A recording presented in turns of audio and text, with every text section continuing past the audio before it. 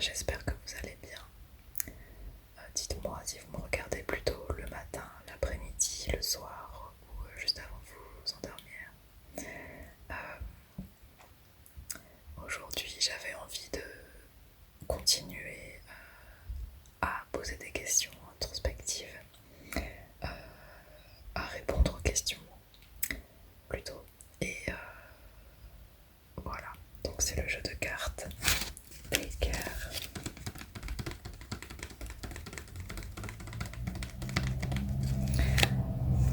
Si vous n'avez pas vu la précédente vidéo, je vous invite à la regarder.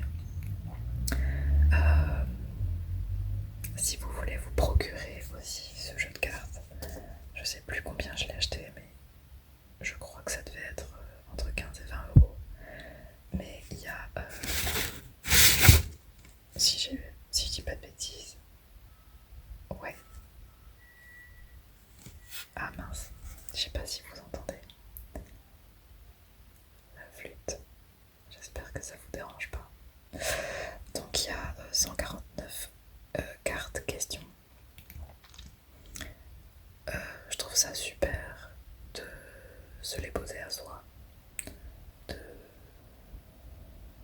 se poser des questions qu'on se serait pas forcément posé seul et d'y réfléchir. Je trouve ça super. Et c'est aussi génial à faire avec vos proches. Ça permet d'apprendre à connaître encore mieux ses proches. Parce que j'imagine qu'il y a des questions auxquelles on ne pense pas. Et du coup, on ne peut pas savoir ce que ces personnes pensent à ce sujet. Même soi-même, des fois, on ne sait pas ce qu'on pense à ces sujets-là. Donc je trouve ça top. Ça permet de passer un bon moment, d'engager la discussion. Voilà. Et alors, la première fois que j'ai joué à ce jeu de cartes, ça a été avec une amie que j'ai rencontrée sur Bumble. Je sais pas si vous connaissez Bumble. C'est une application de rencontre. Et nous, on s'est rencontrés dans le cadre de Bumble BFF. Donc c'est pour faire des rencontres amicales. Et on s'est rencontrés dans un bar où il y avait ces cartes à disposition. Et bien figurez-vous que ça a vachement aidé à briser la glace parce que les premières questions étaient tellement profondes qu'on est allé directement dans le vif du sujet et j'ai trouvé ça super. Je trouve à mon âge que c'est compliqué de faire des nouvelles rencontres et en fait, comment dire, j'ai du mal à me sentir proche des gens si, si on va pas directement dans le profond. J'aime bien le small talk et tout, mais en fait, des fois, on n'arrive jamais à passer cette phase. Et ça peut être pénible. J'aime pas. Comment dire. Si je veux vraiment tisser des vrais liens, il faut qu'on aille au fond des choses, quoi. Et pour le coup, d'avoir joué à ce jeu avec cette personne que je venais juste de rencontrer, dès la première fois qu'on s'est vu, ben en fait, directement, on est devenu. Bon, je vais pas dire qu'on est devenu très amis directement, mais bref, vous avez compris. On a gagné du temps, je pense. Bref, assez parlé. Si ça vous intéresse, ouais, je vous invite à consulter le site. Je l'ai pas en tête, mais j'imagine que c'est. Ah, ben, c'est écrit en fait sur le paquet de cartes. Alors visiblement, c'est takecare.co. Takare.co. Je crois que j'ai oublié une lettre. takekare.co. Voilà. Allez, assez parlé. Bah écoutez, j'ai une carte qui est là. C'est les cartes que j'ai sorties pour vous les montrer. Et celle-là, c'était celle qui était au-dessus. Donc c'est parti. Alors, première question. De quelle invention aurais-tu aimé être l'auteur? Non. De quelle invention?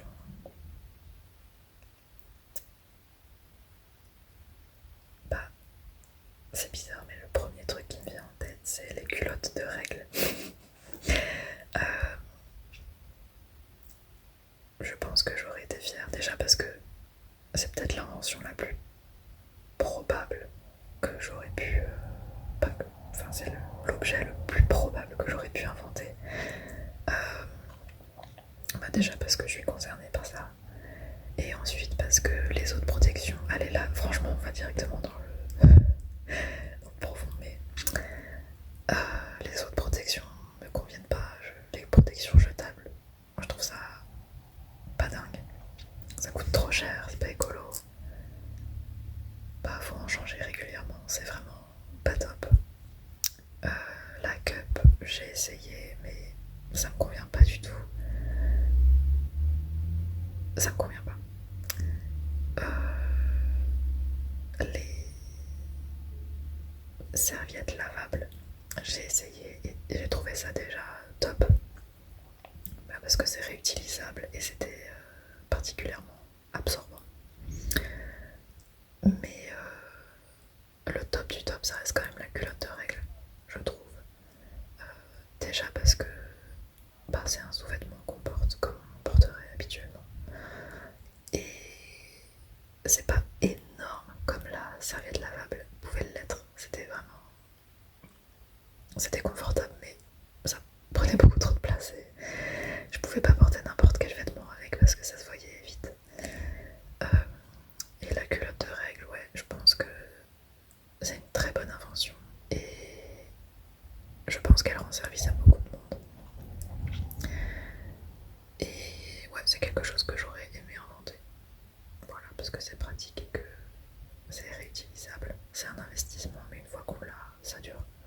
Donc voilà. Dites-moi ce que vous auriez aimé inventer. Prochaine question. Si quelqu'un voulait vraiment te connaître et te comprendre, qu'est-ce que tu lui ferais lire, écouter et voir? Entre parenthèses, livres, musique et films. Waouh, waouh, waouh. C'est dur de répondre du tac au tac sans réfléchir. Lire, écouter et voir.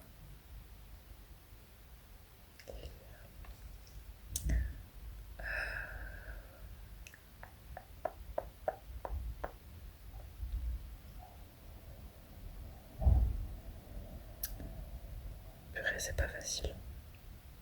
Bon, je vais commencer par écouter. Écouter, je lui ferai écouter Radiohead.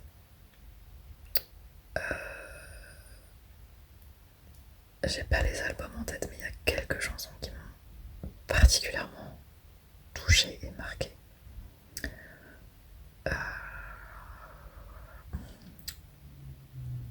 Vous savez quoi? Je vous mettrai en description les chansons dont je parle.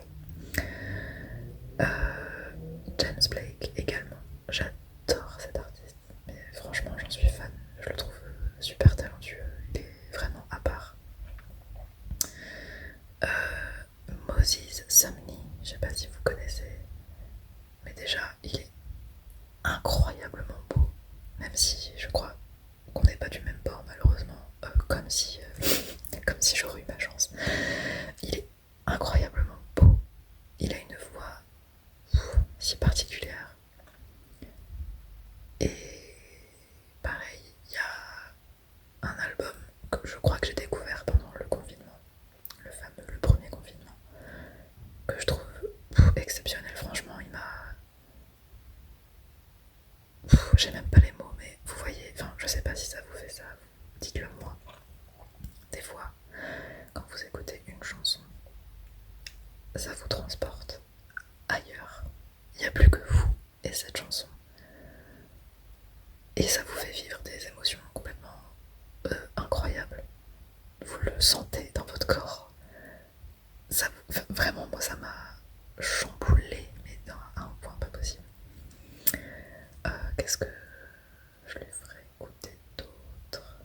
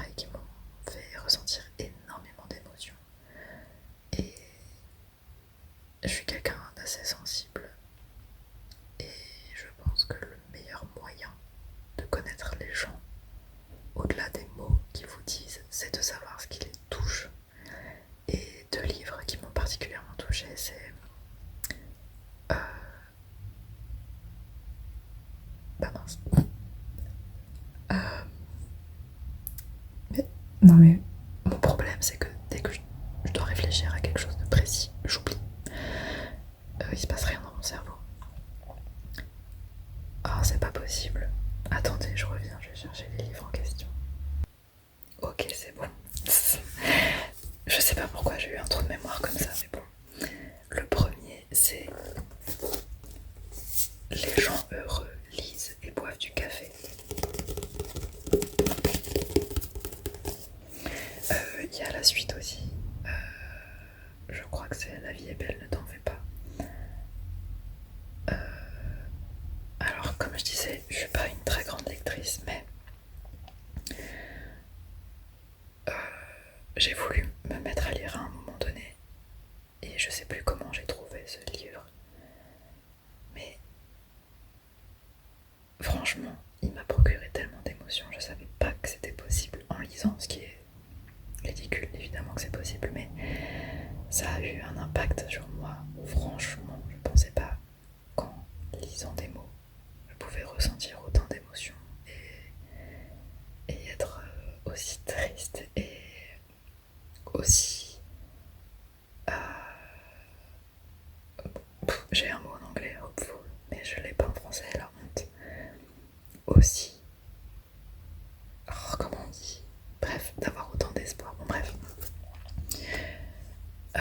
Voilà, donc c'est quelque chose qui m'a touchée et je pense que si quelqu'un peut apprendre à me connaître, il faudrait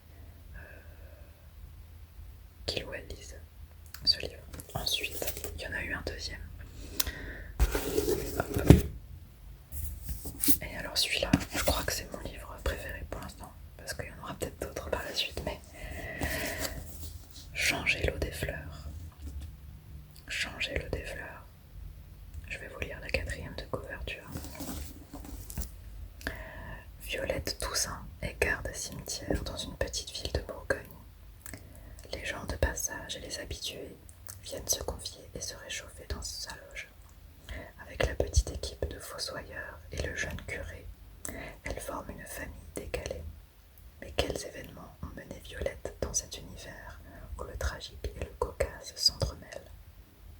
Après le succès des oubliés du dimanche, un nouvel hymne au merveilleux des choses simples.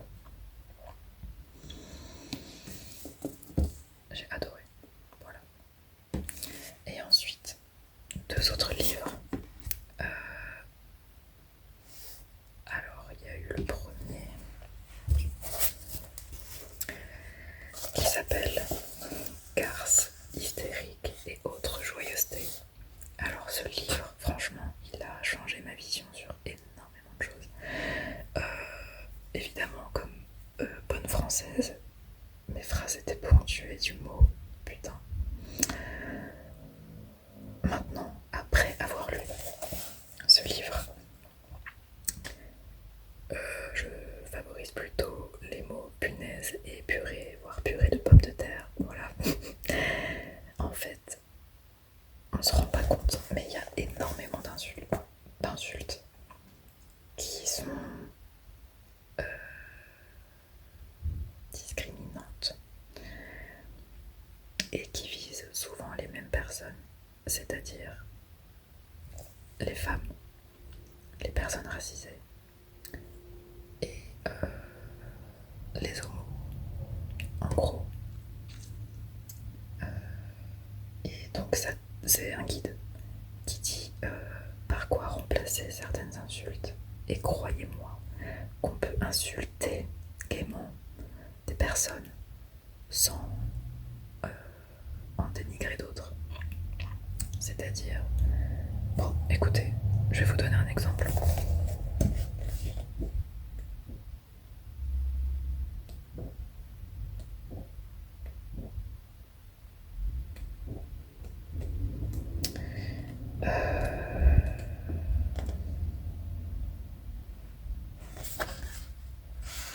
J'ai choisi le mot connasse. Un jour, l'homme avec... Ah oui, alors il y a des témoignages et ensuite un décryptage, en gros. Un jour, l'homme avec qui j'étais en rencard m'a dit que j'étais une vraie connasse, parce qu'après avoir passé un bon moment en terrasse ensemble, je lui ai dit que je ne préférais pas aller chez lui. Je lui aurais apparemment donné de faux espoirs.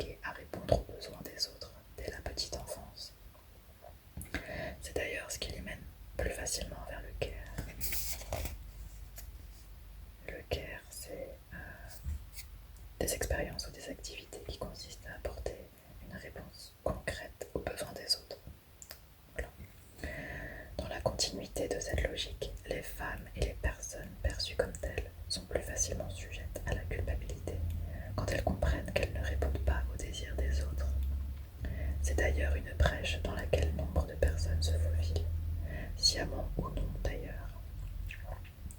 Les mouvements de libération de la parole, notamment autour du consentement et de l'écoute de soi et de ses besoins, participent à l'éducation et à la visibilisation de ces sujets. Pour rappel, sans un oui franc, que l'on n'est pas allé négocier, c'est non. Alors, ensuite, on a l'historique en gros de ce terme. Hop, je le mets comme ça. Dit, t'es qui, connasse? T'es né où et quand?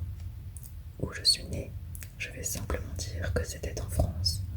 En revanche, pour le quand, c'est un peu plus précis puisque c'est à la fin du XVIIIe siècle. Oui, je date. Tu veux dire quoi exactement? Déjà, il faut que tu saches que je fonctionne en équipe. J'ai mon squad. On ne peut pas parler de moi sans parler des autres. Surtout du frère aux sûr, j'ai nommé le grand et fameux Con. Lui, c'est le padré de la famille. Il m'a engendré ainsi que conne et connerie. Je suis un peu son évolution, son enfant si tu préfères. Pour savoir d'où je viens, il faut donc aller voir sa généalogie. Le terme conne vient du latin cunus qui signifie gaine ou fourreau. Et dans un fourreau, on range une épée. Tu l'auras donc compris. Cunus est aussi une image pour parler du vagin, dans lequel glisse le pénis. Et oui, les Romains et Romaines préféraient l'analogie avec un objet englobant plutôt que celui de l'animal à poil préféré des Français, le chat. Enfin, la chatte en l'occurrence. Bien sûr, déjà à l'époque, on imagine que le vagin est un passif réceptacle à verge qui, à l'inverse, est un truc puissant et actif. Comment con est-il passé du terme qui désigne le vagin à l'insulte que l'on connaît aujourd'hui? Au XIXe siècle, soit on n'en parle pas, soit le vagin est synonyme de bêtise car considéré comme faible et impuissant. Aujourd'hui, certaines personnes commencent à utiliser le verbe circlure, pour effacer doucement l'idée selon laquelle le vagin est passif.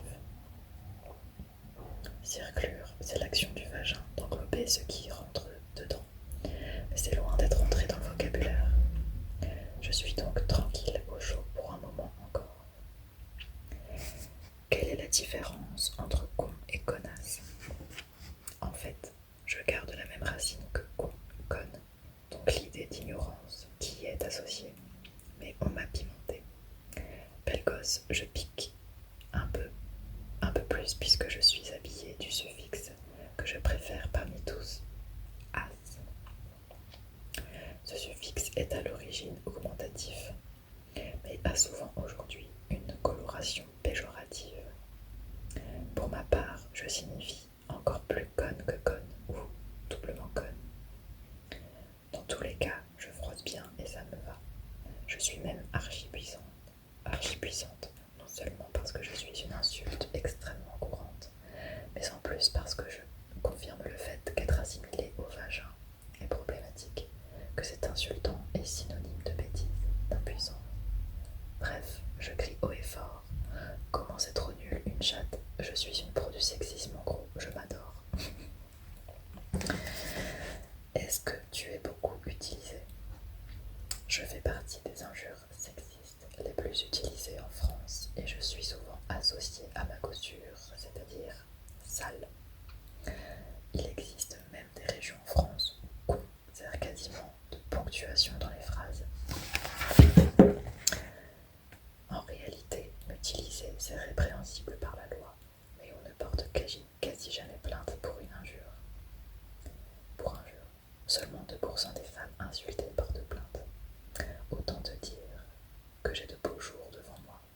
Allez, je me taille, j'ai des phrases à aller ponctuer. Alors, en résumé, réappropriation. Finalement, connasse, c'est juste l'idée du vagin. Étant donné ce qu'un vagin est capable de faire, c'est-à-dire s'auto-nettoyer, participer à créer la vie et j'en passe, j'imagine mal ce qu'il y a d'insultant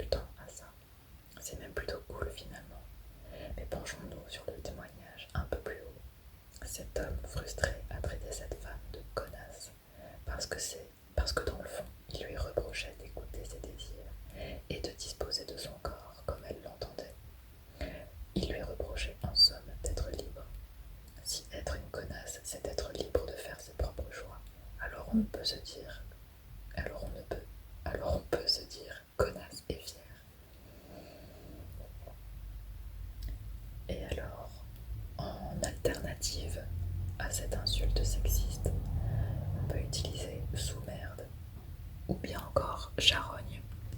Bref, voilà, ça c'est un exemple parmi tant d'autres, mais je trouve ça super. En fait, on en apprend énormément sur les insultes qu'on utilise à tort et à travers. Enfin, un dernier livre, après j'arrête sur les livres, mais c'est Le français est à nous. On se rend pas compte à quel point la langue est politique. Et pareil, je vais vous lire juste la 4e de couverture pour vous faire une idée de ce que ça peut raconter. À force de le lire et de l'entendre, cela semble admis. La langue française serait en péril. Diverses menaces contribueraient à la dégrader. Les argots, les anglicismes, les barbarismes, le langage SMS, le politiquement correct, etc. De fait, défendre la langue est devenu un prétexte facilement recevable pour tempêter contre la société contemporaine, entre parenthèses, forcément décadente. Mais qu'est-ce donc qu'aimer la langue française? C'est passer du temps à lire, parler, écrire, et surtout s'interroger sur la langue, mais aussi sur les discours qui la concernent, et sur ceux qui sont tenus en son nom. Le français n'est pas figé, il a une histoire qui continue à s'écrire. Si la langue est un dispositif de maintien de l'ordre social, elle est aussi une construction politique qu'il est possible de se réapproprier. Entrons ensemble dans l'histoire sociopolitique du français et dans les débats citoyens qui y ont trait.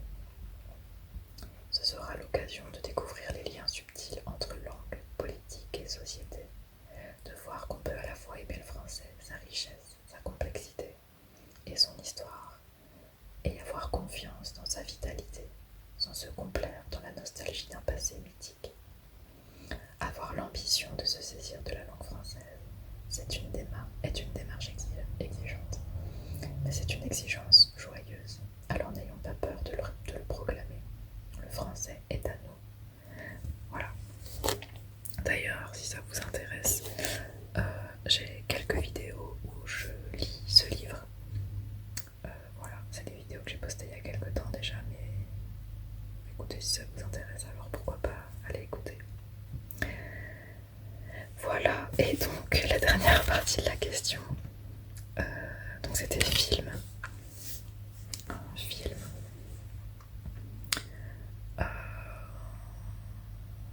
Qu'est-ce que j'aime? Qu'est-ce qui m'a marqué?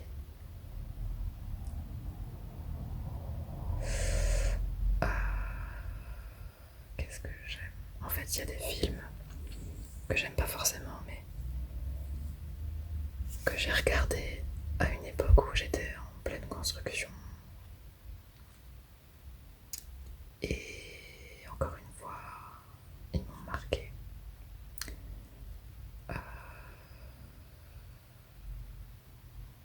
Je pense que, en fait, j'aime bien tous les films un peu psycho, quoi. Il y en a un qui s'appelle Funny Games.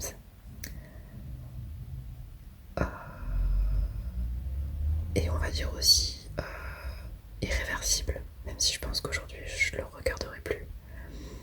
Ces deux films, ils m'ont fait comprendre, même si c'est de la fiction, jusqu'où l'humain est capable d'aller.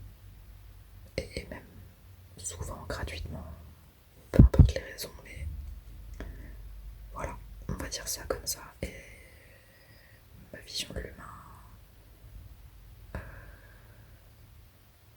ouais, elle a été beaucoup influencée par ces films, on va dire. Ah, ça y est, mon film, celui qui m'a le plus marqué, même si franchement, quand je le regarde, je suis pas en mode ouais, j'adore ce film, machin. Il y a juste un moment dans le film qui fait que c'est l'un de mes films préférés. Et si je devais choisir ma mort, ce serait exactement comme ça. Ce film, c'est Mélancolia. Je crois que c'est un film de Lars von Trier, mais j'ai peur de dire des bêtises. Voilà, allez, je vais même pas plus développer parce que j'ai déjà assez parlé ses films, livres, chansons. Ça me permet de bien me connaître, je pense. Avant de passer à la troisième question, je vais manger un petit bonbon.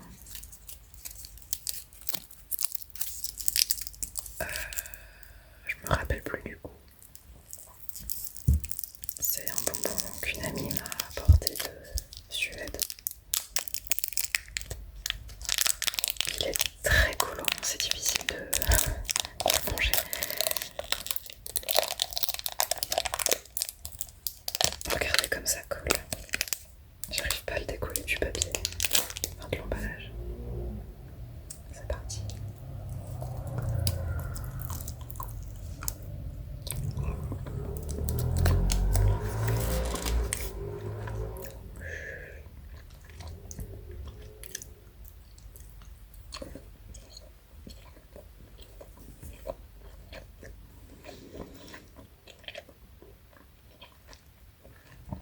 C'est très particulier comme goût.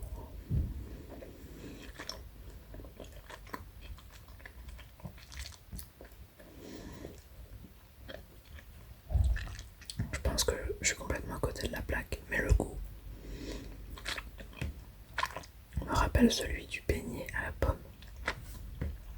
Voilà.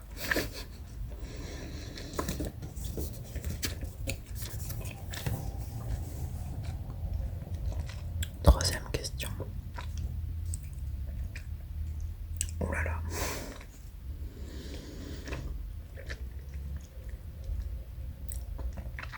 Quel souvenir as-tu de ta première relation amoureuse?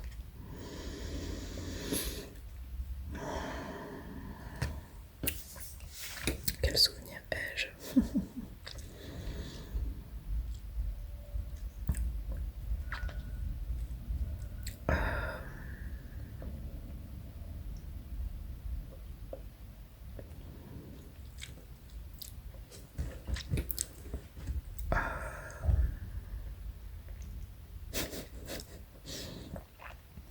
Dites-moi vous, quel souvenir vous avez de votre première relation amoureuse? Je sais pas si c'est un souvenir général, genre de quoi, quel est le souvenir que je garde de tout ça, ou est-ce que c'est un souvenir en particulier? Vous savez quoi, je vais raconter un souvenir que j'ai en particulier. Donc j'avais à peu près 17 ans, j'allais avoir 18 ans. Et j'étais partie en vacances avec du coup mon copain de l'époque et sa famille. C'était la première fois que je partais en vacances avec d'autres personnes que ma famille. Il y avait un marché et mon copain a vu un sac et il m'a dit oh, qu'est-ce que t'en penses et tout. J'ai dit ouais, il est sympa. Mais en fait, franchement, c'était histoire de lui donner une réponse, mais je le trouvais franchement pas dingue. Bref, la journée se passe. On dormait dans un camping. On avait une tente à nous deux. Et au moment où je me couche, je sens quelque chose derrière mon coussin. Vous voyez venir la chose. Je soulève mon coussin et là, je vois le sac. Et en fait, il m'avait fait une surprise, il m'avait ouvert le sac. Mais en fait, je le trouvais vraiment, vraiment moche, quoi. Je sais pas pourquoi je lui ai dit. Je sais pas pourquoi je lui ai dit que oui. Il était abominable et c'était un petit sac de voyage. Et donc, c'était gentil de sa part.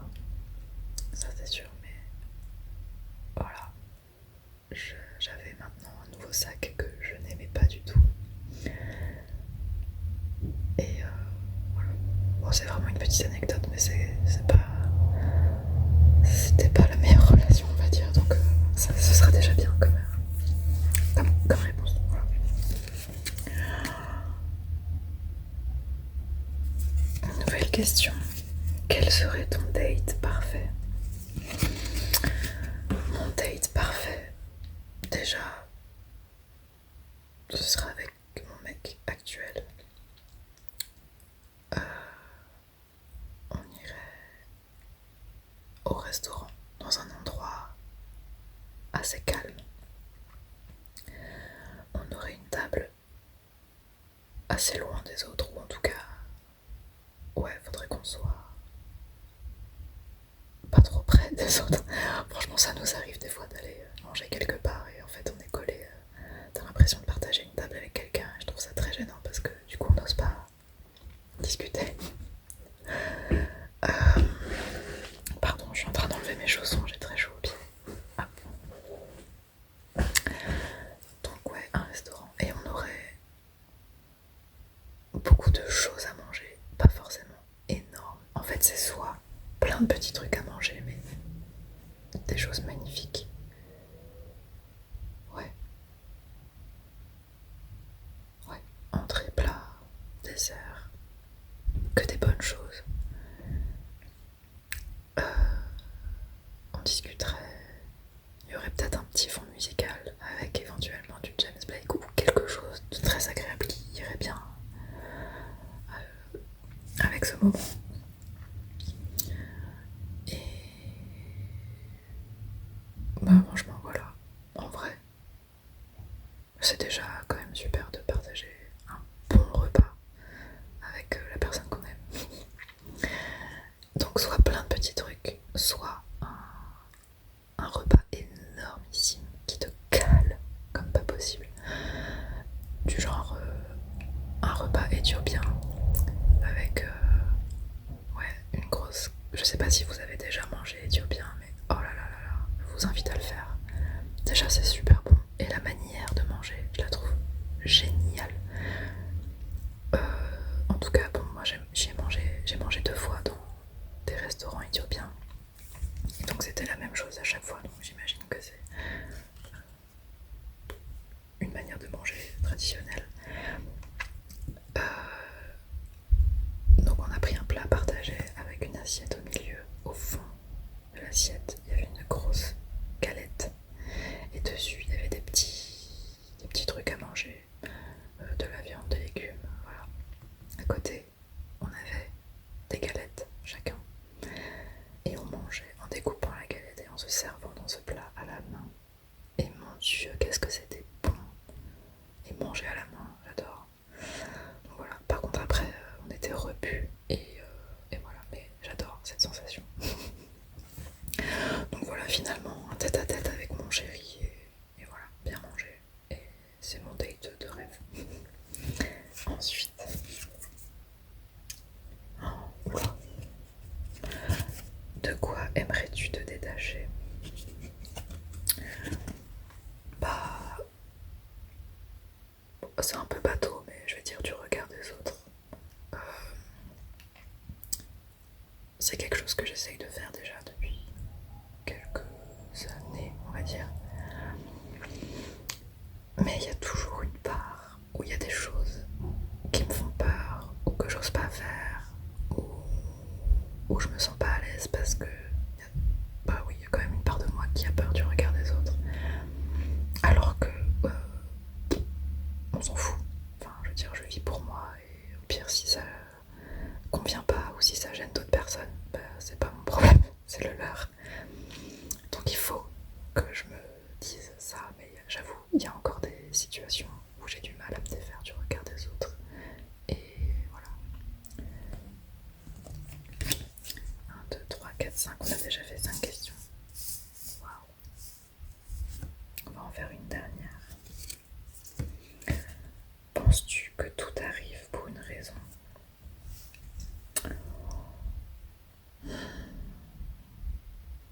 Des fois, j'essaye de relativiser quand il y a des petites choses pas trop graves qui arrivent. J'essaye de me dire que ça arrive pour une raison. Par exemple, récemment, qu'est-ce qui s'est passé? Je me rappelle plus. Je me souviens avoir dit justement à mon copain, je crois, c'est à lui qu'il est arrivé une galère. Franchement, c'était chiant.